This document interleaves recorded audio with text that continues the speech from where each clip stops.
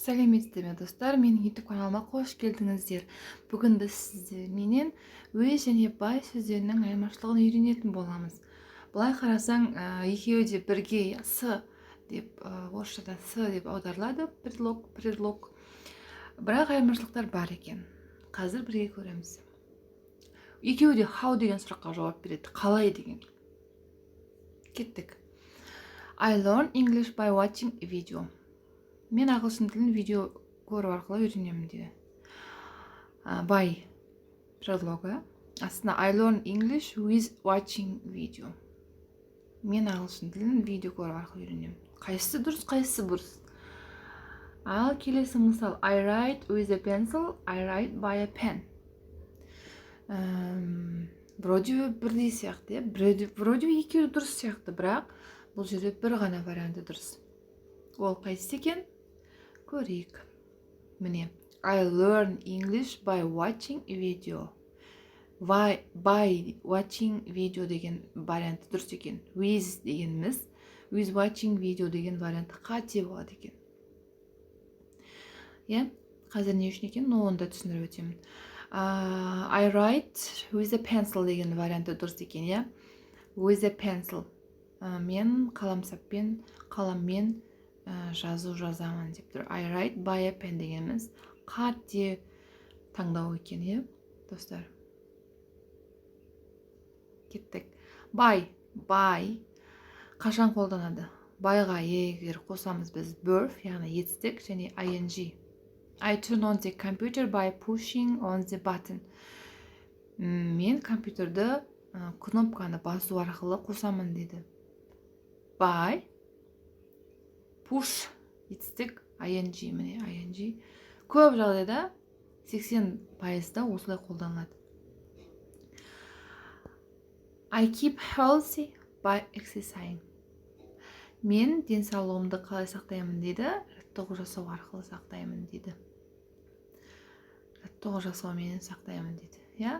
ing формасы етістік. Exercise дегеніміз әрі жаттығу жасау деген мағынаны білдіреді. Сонымен қатар түсіндік. By плюс verb плюс ing.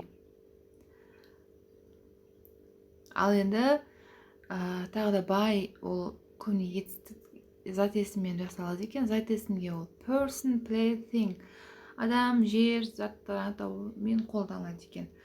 Сонымен қатар ең маңыздысы, достар, қараңыздар, by қолданылады. Communication, байланыс, связь дейді ғой. Transportation, транспорт және басқа да себептермен қолданылады. Мысалдармен, қараңыз. I will contact you by email. Мен сеніменен email арқылы, хат арқылы хабарласамын деді, байланысамын деп тұр. Қалай байланысамын? By email, хат арқылы байланысамын. How деген сұраққа жауап береді деді ғой екеуі де, хат арқылы байланысамын, communication. Transportation, мысалы үшін, I will go by bus. Мен автобуспен барамын деді. Transportationға, яғни транспортқа басты қолдансақ болады екен. I will go by bus. Міне, by осындай нәрселерге, основном осындай нәрселерге қолданылады. Коммуникация, транспортация, осылай қолданылады екен.